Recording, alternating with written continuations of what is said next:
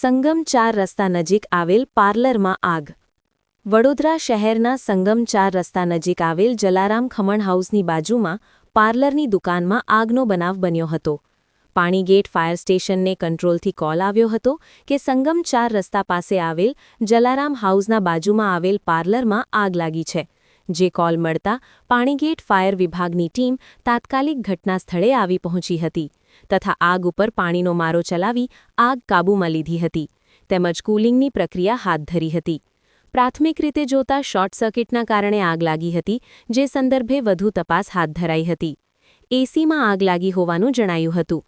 સદનસીબે આગના બનાવમાં કોઈ ઇજાગ્રસ્ત થયું નથી.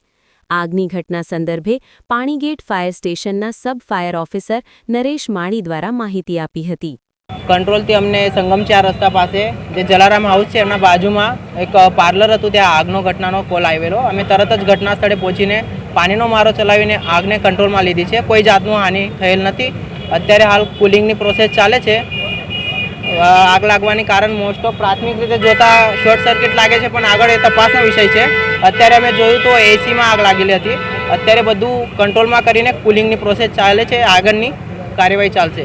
તપાસ એમને હજુ જાણવામાં આપેલ નથી. આગળની પ્રોસેસમાં અમે કહીશું. જી, આપનો પરિચય? મારું નામ નરેશ માળી છે. પાણીગેટ ફાયર સ્ટેશનમાં સબ ફાયર ઓફિસર તરીકે કાર્યરત છું.